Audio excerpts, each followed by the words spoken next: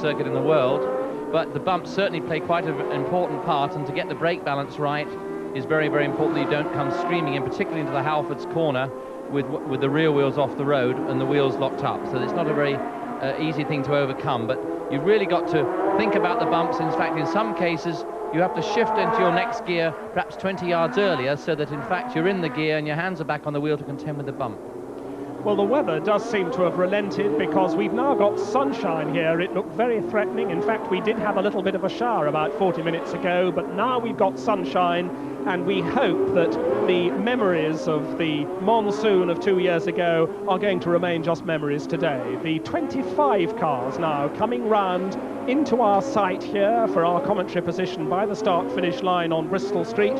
25 cars, because 26 were allowed to qualify, and of course, Paul Griard is out. And already I can now see Raffanel, Pierre-Henri Raffanel, the lucky man who's going to be all on his own on the front row, coming into position with the men with their flags, waving them into sight. You can see the blue and white car all on its own at the front. That's Pierre-Henri Raffanel, who was second fastest and is all on his own. Then behind them you've got Moreno and Martini. Moreno in the yellow car on the inside, Martini hidden behind the yellow flag, Pierluigi Martini in the first march. Row 3 is Marco Apicella in the other first march, and then Mark Blundell, 22-year-old from Barnet, the fastest of the British drivers in the race. Just behind him on the fourth row, we've got Martin Donnelly, the teammate of poor Johnny Herbert, who's been injured.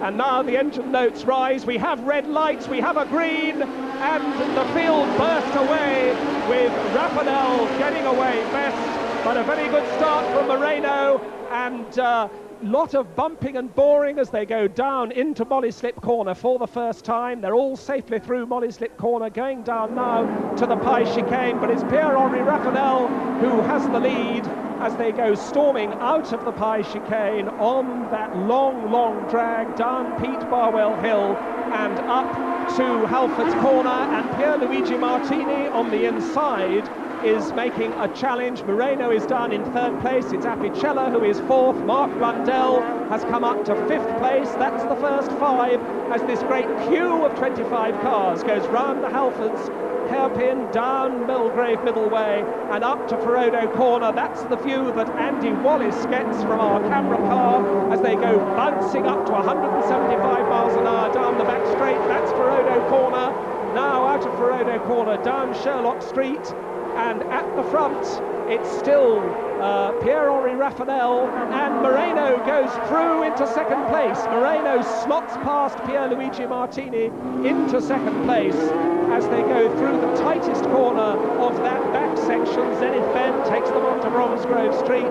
Now the slide right before the left, which is Shell Turn, already there in our sight to complete the first of 51 laps, and it's Raffanel from Moreno, and we've had a fairly serious looking shunt out on the circuit.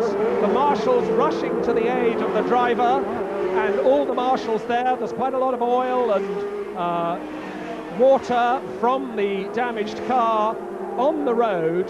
We wait to get the result of that, but we have there a seriously damaged car. That's Bertrand Gachot in the damaged car on three wheels with one very bent piece of front suspension, making his way back to the track and back to the pits, and we've got a red flag.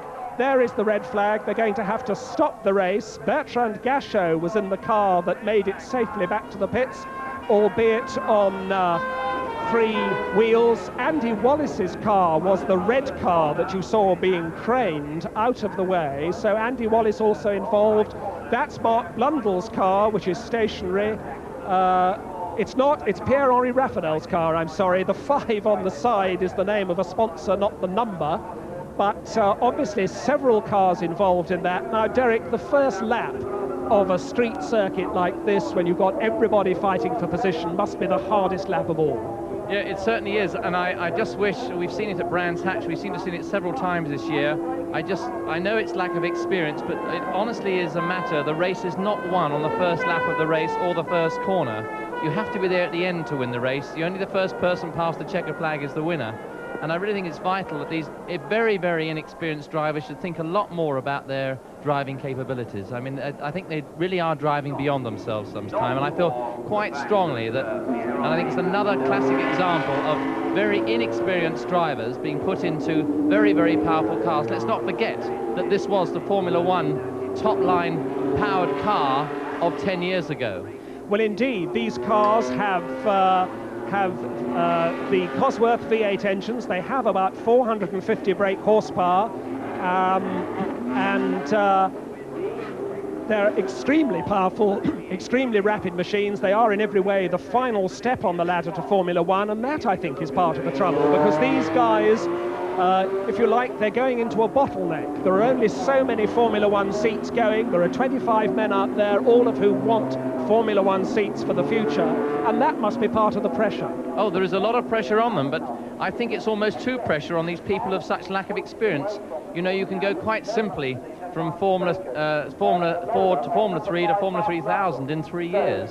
And I think 3000, the cars are very powerful, and I mustn't harp on about in my day, but in those days, we really had to fight through years. This is Andy Wallace's spin. Talk us through it, Derek. Yes, well, he's obviously lost it coming out of there. He's actually created the incident, and somebody's gone headlong into him. I think if he got out of that, as we obviously did, without any problem, he's done extremely well. But sadly, somebody else has obviously got rather hurt there. Well, you saw Wallace spin. You saw Bertrand Gachot coming straight into him, nose to nose.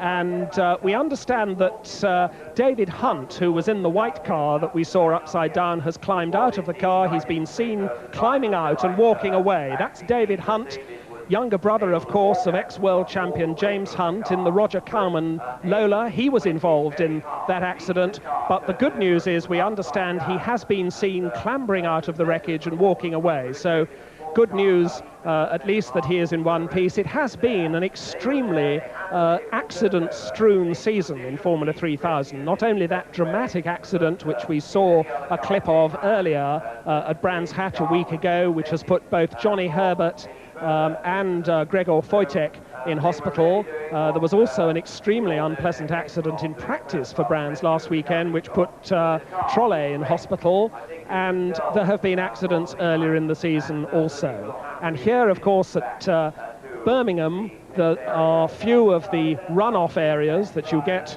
on a traditional circuit which has nice wide grass verges. Here there are Armco barriers ever beckoning. Well, the survivors are now down there on the grid, and obviously we're going to have quite a delay while the circuit is cleared. If Armco barrier is damaged, it has to be rebuilt, because the organisers quite correctly want to make sure that the barrier which is put up for the race is in good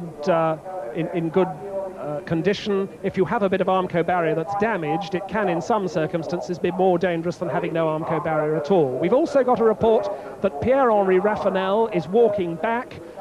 You saw his car buried in the tyres, the initial leader buried in the tyres at Halford's Corner, that long hairpin way out on the circuit. There is, that is David Hunt's car, isn't it? Yes, that's, we believe, David Hunt's car, badly damaged, but the driver apparently safely out of it. Well, a lot of work for the marshals to do, and what would British Motor Racing, Derek, do without the highly enthusiastic, highly skilled and always unpaid marshals? Well, I think they're remarkable people. They're really the unsung heroes of motorsport. They really are dedicated. They do it. Somehow, I don't think they really realise how dangerous motor racing is, because they seem to see them running out there picking up pieces of debris in between cars going by at 130 miles an hour and plus. But I would like to point out that, in fact, the British marshals do go all over Europe. We see them at the Nürburgring, at Spa, at Le Mans. They are highly respected throughout the world, and I don't think enough can be said about them to show how grateful we are for all the work they do. I don't think the drivers really appreciate what they do. All you ever see is when a driver has a crash, is he gets out and pushes the marshals away because he wants to get back, because he's so annoyed, he wants to get back to his pit. But I do think we owe a lot to our British marshals. Without them, there would be no motorsport at all. And of course, running an event like this, where the circuit isn't a permanent circuit, where it's temporary, where it has to be built. They only have permission to run for 2 days here in Birmingham. They have Sunday when they do all the practicing. They have today, Monday, when they do all the racing. They have 2 days a year, and although there are efforts now to get that extended, you need an Act of Parliament to be able to run races on public roads, and that's an indication of just how hard all the people involved with this Birmingham Super Prix have worked, and they've worked for a very, very long time. It's taken years and years to persuade all the various people involved that motor racing around the streets of Birmingham can be a reality. We've seen motor racing, of course, for years around the streets of Monte Carlo, but I think a lot of people, that's a very nasty hole in the wall, and that was obviously made by a piece of flying machinery. You can see the tyres all shrunk into plastic wrappers, and those tyres obviously have done their job of slowing down a piece of flying machinery.